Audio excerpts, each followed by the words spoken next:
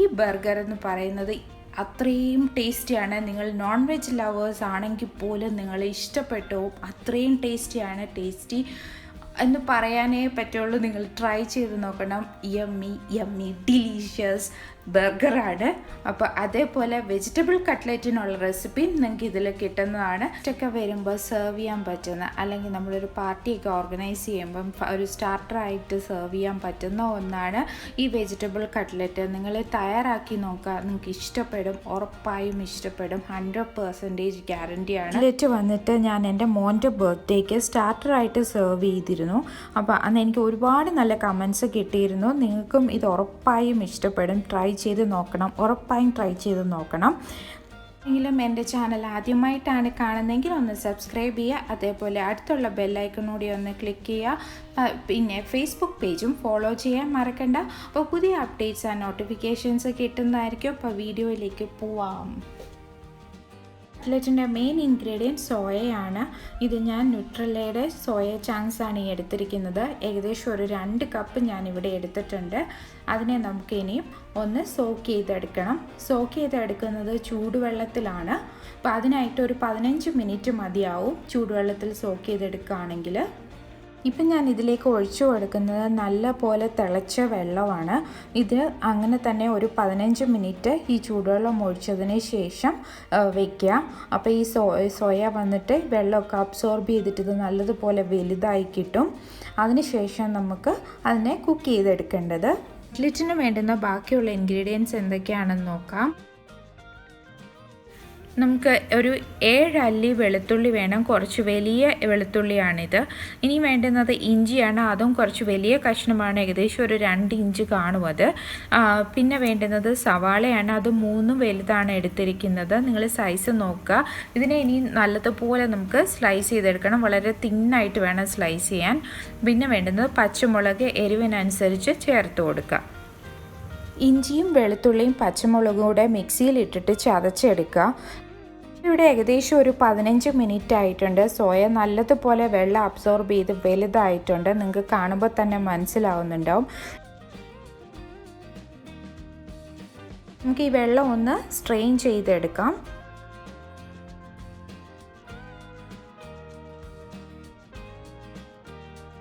Soya ശരിക്കും വെള്ളം absorb ചെയ്തിട്ടുണ്ട്. നമുക്ക് ഇതിനകത്തുള്ള എക്സ്ട്രാ വെള്ളം നമുക്ക് പിഴിഞ്ഞ് കളയണം. അങ്ങനെ ചെയ്താൽ മാത്രമേ നമ്മുടെ കട്ട്ലറ്റ് കുഴയാതിരിക്കത്തുള്ളൂ.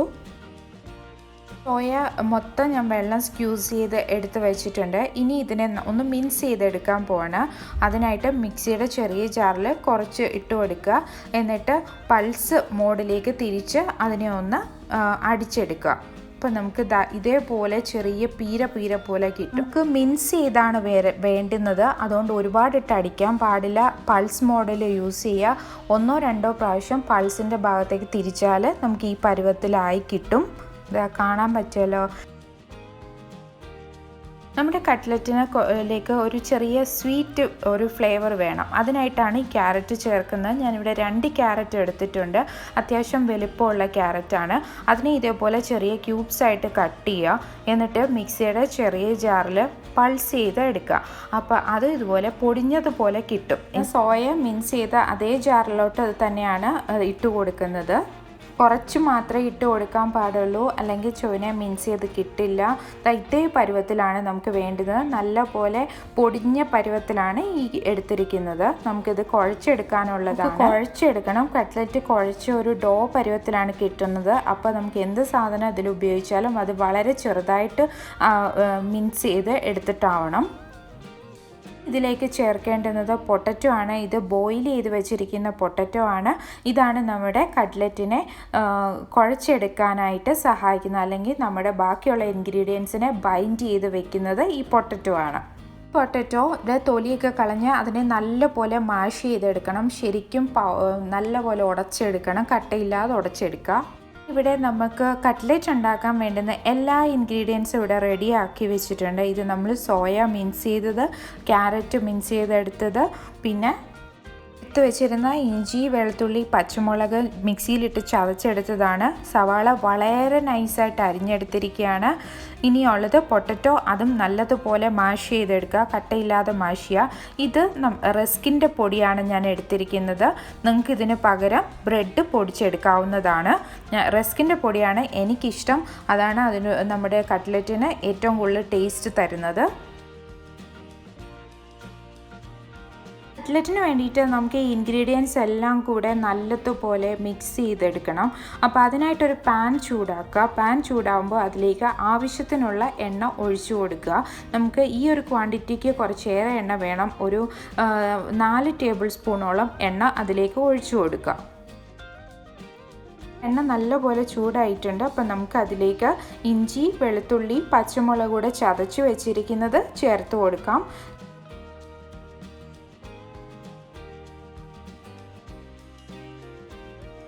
ഇഞ്ചിയും വെളുത്തുള്ളിയൊക്കെ ഒന്ന് മൊരിഞ്ഞ് വന്നിട്ടുണ്ട്. അപ്പോൾ ഇനി അതിലേക്ക് സവാള അരിഞ്ഞത് ചേർത്ത് കൊടുക്കുക. കട്ട്ലറ്റിനൊക്കെ കുറച്ച് കൂടുതൽ സവാള വേണം, അപ്പോൾ നിങ്ങൾ അതിനനുസരിച്ച് ചേർക്കുക. ഒരു കപ്പ് വൈസ് പറഞ്ഞിട്ടുണ്ടെങ്കിൽ ഇതൊരു 2.5 കപ്പോളം കാണും ഈ സവാള അരിഞ്ഞത് മാത്രം.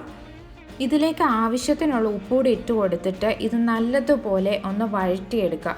ഈ സവാള ബ്രൗൺ ഷെയ്ഡ് ആകാൻ വേണ്ടിയിട്ട് വെയിറ്റ് ചെയ്യേണ്ട, നല്ലപോലെ വാടി അതൊന്ന് കുക്കായി കിട്ടിയാൽ മാത്രം മതി. സവാള നല്ലപോലെ വാടി കിട്ടിയിട്ടുണ്ട്. ഇനി നമുക്ക് ഈ കട്ട്ലറ്റിന് വേണ്ടുന്ന മസാലകളെല്ലാം ഇതിലേക്ക് ഇട്ട് കൊടുക്കാം. ഫ്ലെയിം കുറച്ച് വയ്ക്കുക. ഒരു 1/2 ടീസ്പൂൺ മഞ്ഞൾപ്പൊടി, 2 ടീസ്പൂൺ മല്ലിപ്പൊടി,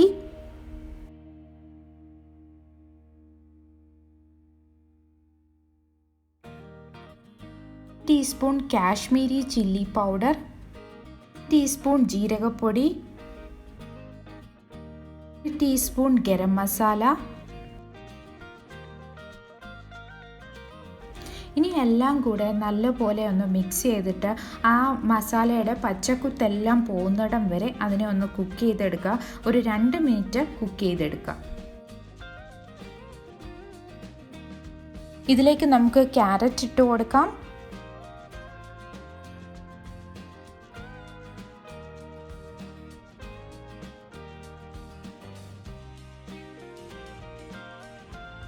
സോയ ഇതിലേക്ക് ഇട്ട് കൊടുക്കാം. എന്നിട്ട് നല്ലതുപോലെ മിക്സ് ചെയ്ത് കൊടുത്തിട്ട് മസാലയൊക്കെ സോയയിലെല്ലാം നല്ലതുപോലെ പിടിക്കണം. അപ്പോൾ നല്ലപോലെ മിക്സ് ചെയ്തിട്ട് നമുക്കതിനെ ഒന്ന് 10 മിനിറ്റ് ഒന്ന് സ്റ്റൗവിൽ വെച്ചിട്ട് നമുക്ക് കുക്ക് ചെയ്തെടുക്കണം. മീഡിയം ഫ്ലെയിമിൽ ഇട്ട് കൊടുക്കുക. എന്നിട്ട് അതിനെ കുക്ക് ചെയ്തെടുക്കാം. അപ്പോൾ നമുക്ക് മൂടി തുറന്ന് നോക്കാം. ഇവിടെ സോയയൊക്കെ നല്ലതുപോലെ കുക്ക് ചെയ്ത് കിട്ടിയിട്ടുണ്ട്. വെന്ത മണമൊക്കെ വരുന്നുണ്ട്. അതേപോലെ മസാലയൊക്കെ അതുപോലെ നല്ലപോലെ ചേർന്നിട്ടുണ്ട്. നല്ല മണമാണ് വരുന്നത്. നമുക്കിതിലേക്ക് വേവിച്ച് ഉടച്ചു വെച്ചിരിക്കുന്ന ഉരുളക്കിഴങ്ങ് ഇതിലേക്ക് ഇട്ട് കൊടുക്കാം. 4 ഉരുളക്കിഴങ്ങാണ് വേവിച്ചത്. അതായത് ഒരു 2 എണ്ണം വലുതായിരുന്നു, 2 എണ്ണം ഒരു മീഡിയം സൈസും ആയിരുന്നു. ഒരു 1/2 കിലോയിൽ കൂടുതൽ കാണും അത്. ഫ്ലെയിം ഓഫ് ചെയ്യുക. പൊട്ടറ്റോ വെന്തതായതുകൊണ്ട് ഇനി അതിനെ കുക്ക് ചെയ്യേണ്ട ആവശ്യമില്ല. നമുക്ക് സോയയൊക്കെ നല്ലപോലെ മസാല പിടിച്ച് കിട്ടിയിട്ടുണ്ട്. ഇനി നമുക്ക് പൊട്ടറ്റോ അതുമായിട്ട് നല്ലപോലെ കുഴച്ചെടുത്താൽ മതിയാവും. അപ്പോൾ നമുക്ക് സ്പൂൺ വെച്ച് ആദ്യം ഒന്ന് ഇളക്കി കൊടുക്കാം. അതിന് ശേഷം ഒന്ന് തണുക്കാനായിട്ട് വയ്ക്കുക. തണുത്തതിന് ശേഷം കൈകൊണ്ട് നല്ലപോലെ അതിനെ കുഴച്ച് മിക്സ് ചെയ്തെടുക്കുക.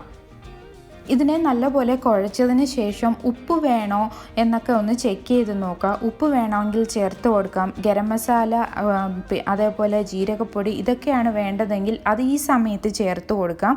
സ്റ്റൗ ഓഫ് ചെയ്തിട്ട് ചേർത്താലും കുഴപ്പമുണ്ടാകത്തില്ല. പക്ഷേ എരിവോ അങ്ങനത്തെ ഒന്നും, അതായത് മല്ലിപ്പൊടി, മുളക് പൊടി ഇങ്ങനത്തെ ഒന്നും ഇനിയും ചേർത്ത് കൊടുക്കരുത്. ചേർത്ത് കൊടുത്തിട്ടുണ്ടെങ്കിൽ പച്ചക്കുത്ത് വരും. നിങ്ങളുടെ കട്ട്ലറ്റിന് ടേസ്റ്റ് ഉണ്ടാകത്തില്ല. ഗരം മസാല, ജീരക പൊടി, ഉപ്പ് ഇത് നിങ്ങൾക്ക് അഡ്ജസ്റ്റ് ചെയ്യണമെങ്കിൽ ഈ ടൈമിൽ ചേർത്ത് കൊടുത്താൽ ഒരു കുഴപ്പം ഉണ്ടാകത്തില്ല. നല്ലപോലെ ഇത് കുഴച്ച് എടുത്തിട്ടുണ്ട്. ഞാനപ്പോൾ ഒന്ന് തണുത്തപ്പം കൈകൊണ്ട് ശരിക്കും കുഴച്ചാണ് ഈ പരുവത്തിലാക്കിയെടുത്തത്. എങ്കിൽ മാത്രമേ നമുക്ക് എല്ലായിടത്തേക്കും മസാല എത്തൂ.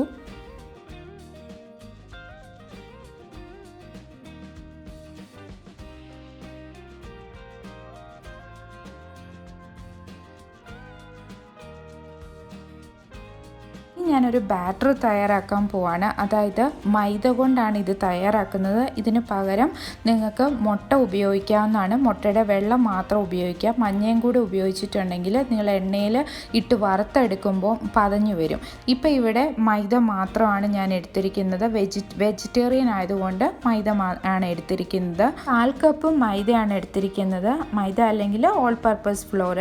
ഇത് നമുക്ക് വെള്ളം ഒഴിച്ച് കുറേശ്ശെ വെള്ളം ഒഴിച്ച് കട്ടയില്ലാതെ നമുക്ക് ഈ മാവ് കലക്കിയെടുക്കാം. പക്ഷേ ഈ മാവ് വന്നിട്ട് ലൂസായിട്ടാണ് നമുക്ക് വേണ്ടുന്നത്. തിക്കായിട്ട് ഉണ്ടാക്കാൻ പാടില്ല.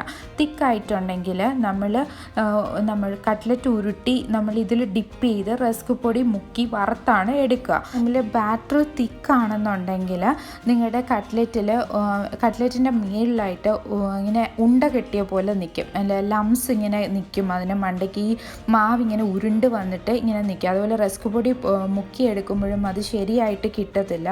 പിന്നെ ഇത് നിങ്ങളുടെ കട്ട്ലറ്റ് ഭയങ്കര ഹാർഡായിട്ടിരിക്കുകയും ചെയ്യും. അതുകൊണ്ട് വന്നിട്ട് ബാറ്റർ ലൂസായിട്ട് വേണം എടുക്കാനായിട്ട്. ഒരു 1/2 കപ്പും ഒരു 3-4 ടേബിൾ സ്പൂണും കൂടുതലും വെള്ളം ഒഴിച്ചിട്ടാണ് ഈ ഒരു പരുവത്തിൽ ബാറ്റർ ആക്കിയിരിക്കുന്നത്. നമുക്ക് നല്ല പോലെ ഒഴുകുന്ന ഒരു കൺസിസ്റ്റൻസിയാണ്. നമ്മുടെ ഒരു പാലിൻ്റെയൊക്കെ ആ ഒരു തിക്നെസ് ഇതിനെ കാണത്തുള്ളൂ.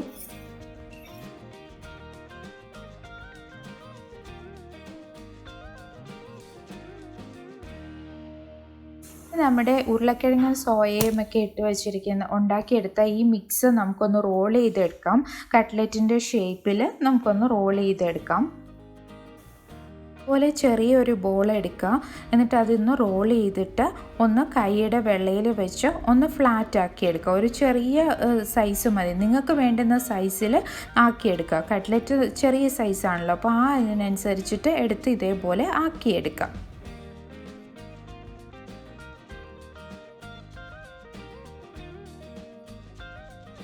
കട്ട്ലറ്റിന് സാധാരണ ചെറിയ സൈസല്ലേ, അപ്പോൾ നമുക്ക് ഈ ഒരു സൈസിൽ ഉരുട്ടിയെടുത്താൽ മതി. പക്ഷേ ഇനി നമുക്ക് ബർഗറിനകത്ത് പാറ്റിയായിട്ടാണ് നിങ്ങൾ ഈ മിശ്രിതം ഉപയോഗിക്കുന്നതെങ്കിൽ ഇത് കുറച്ചുകൂടെ വലുതായിട്ട് ഉരുട്ടിയെടുക്കണം. കാരണം പാറ്റി കുറച്ച് വലുതല്ലേ. ബർഗറിൻ്റെ ബണ്ണിൻ്റെ സൈസിലാണല്ലോ മോസ്റ്റ്ലി പാറ്റി വരാറ്. അപ്പോൾ അതിൻ്റെ രീതിയിൽ നമുക്കിതിനെ ഒന്ന് ഉരുട്ടിയെടുക്കണം.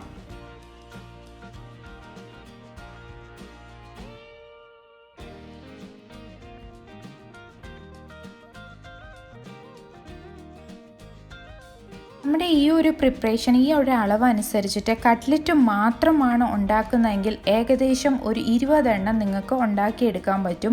നിങ്ങൾ എത്ര വലുപ്പത്തിലാണോ നിങ്ങൾ ഉരുട്ടിയെടുക്കുന്നത് അതിനനുസരിച്ചിട്ടിരിക്കും. എൻ്റെ ഒരു കണക്കനുസരിച്ചിട്ട് 20 എണ്ണം എനിക്കിതിൽ കിട്ടും. അപ്പോൾ ഈ പാറ്റി ഉണ്ടാക്കുമ്പോൾ നമ്മൾ കുറച്ച് കൂടുതൽ എടുക്കുന്നതുകൊണ്ട് ഞാൻ ഉരുട്ടിയെടുത്തപ്പോൾ ഞാൻ 4 പാറ്റിയാണ് ഇവിടെ ഉണ്ടാക്കിയത്. മിക്സ് വെച്ചിട്ട് ഞാൻ അങ്ങനെ 13 കട്ട്ലറ്റും 4 പാറ്റിയും ആണ് ഉണ്ടാക്കിയെടുത്തത്. എണ്ണയിൽ വറുത്തെടുക്കണം. അപ്പോൾ അതിന് മുമ്പായിട്ട് ഇതേപോലെ ഷേപ്പ് ആക്കി വെക്കുകയാണെങ്കിൽ വളരെ എളുപ്പമായിരിക്കും. അപ്പോൾ ഇവിടെ എണ്ണ വെച്ചിട്ടുണ്ട്. എണ്ണ നല്ലപോലെ ചൂടാക്കുക.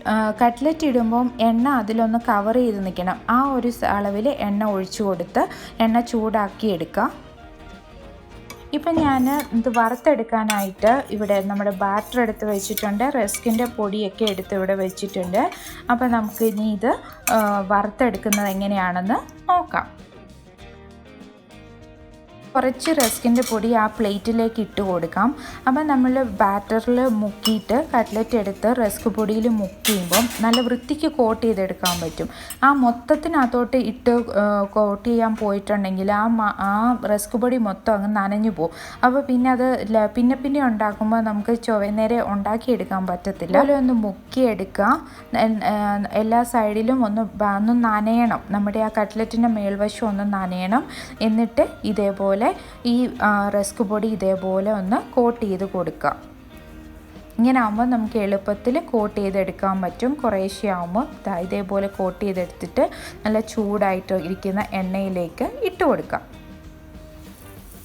ഫ്ലെയിം ഒരു മീഡിയം ആക്കി വെക്കുക. അപ്പോൾ ഇതിപ്പോൾ കട്ട്ലറ്റ് ഒരു സൈഡ് ആകുമ്പോൾ തിരിച്ചിട്ട് കൊടുക്കും. സൈഡ് ഒന്ന് ഗോൾഡൻ ബ്രൗൺ ആകുമ്പോൾ ഒരു പ്ലേറ്റിലേക്ക് മാറ്റി വയ്ക്കുക. എണ്ണയിൽ നിന്ന് എടുത്ത് മാറ്റി വയ്ക്കുക. ആ പ്ലേറ്റിൽ ഒരു ടിഷ്യൂ വെച്ചിട്ട് മാറ്റി വയ്ക്കുകയാണെങ്കിൽ എണ്ണ വലിച്ചെടുക്കും.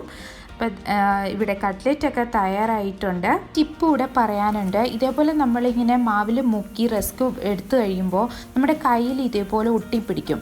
അപ്പോൾ നിങ്ങൾ അടുത്ത കട്ട്ലറ്റ് എടുക്കാൻ പോകുന്നതിന് മുമ്പായിട്ട് ഇതേപോലെ ഒന്ന് കളഞ്ഞിട്ട് എടുക്കുകയാണെങ്കിൽ നിങ്ങളുടെ കട്ട്ലറ്റിന് മേളിലായിട്ട് ഒരുപാട് കട്ട പോലെ വരത്തില്ല. അത് നിങ്ങളുടെ കട്ട്ലറ്റ് നല്ല സ്മൂത്തായിട്ട് തന്നെ മേൽവശം സ്മൂത്തായിട്ടിരിക്കാൻ സഹായിക്കും. നോക്കാം. ഇനി നമുക്ക് നമ്മൾ ഉണ്ടാക്കിയ പാറ്റി വെച്ചിട്ട് ബർഗർ എങ്ങനെ തയ്യാറാക്കുന്നതെന്ന് നോക്കാം.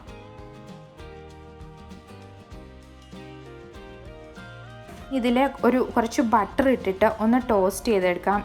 ഞാനിങ്ങനെയാണ് എടുത്തത്, കാരണം ബട്ടർ കുറച്ച് കട്ടിയായിരുന്നു, ഫ്രിഡ്ജിലിരിക്കുന്നതുകൊണ്ട് കട്ടിയായിരുന്നു. അപ്പോൾ അതുകൊണ്ടാണ് ഞാൻ ഇങ്ങനെ ചെയ്തത്. നിങ്ങൾക്ക് സ്പ്രെഡ് ചെയ്യാൻ പറ്റുമെങ്കിൽ ആദ്യം സ്പ്രെഡ് ചെയ്യുക, അതിനുശേഷം തേച്ച് കൊടുക്കുക. അപ്പോൾ ഇതേപോലെ ഇങ്ങനെ ഒന്ന് ബട്ടർ ഒന്ന് ആക്കിയതിന് ശേഷം അതിനെ ഒന്ന് ടോസ്റ്റ് ചെയ്തെടുക്കാം.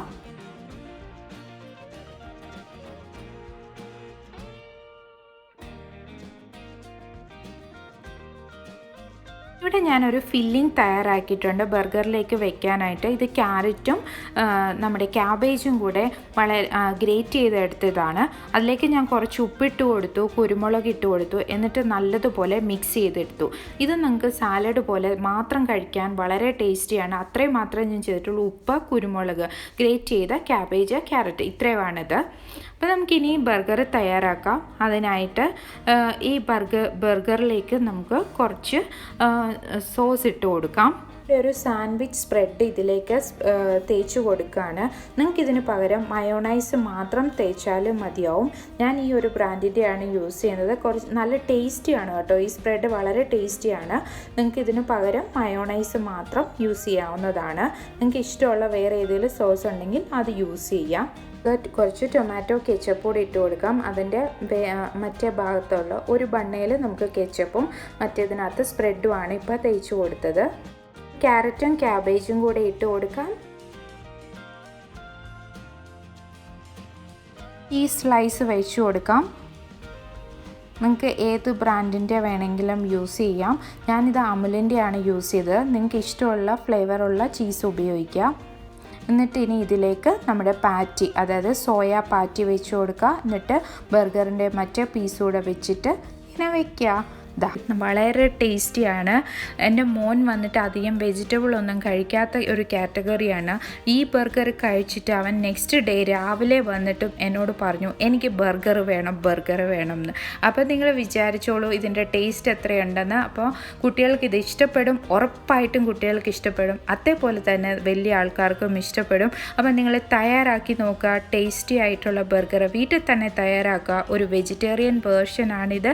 അപ്പോൾ നിങ്ങൾക്ക് ഉറപ്പായി ഇഷ്ടപ്പെടും. നിങ്ങൾക്ക് ഈ വീഡിയോ ഇഷ്ടപ്പെട്ടാൽ ഒന്ന് ലൈക്ക് ചെയ്യുക, ഷെയർ ചെയ്യുക, കമൻറ്റ് ചെയ്യുക. അപ്പോൾ അടുത്ത ഒരു ഡിലീഷ്യസ് റെസിപ്പിയുമായി കാണുന്നതുവരെ ബൈ ബൈ. Thank you.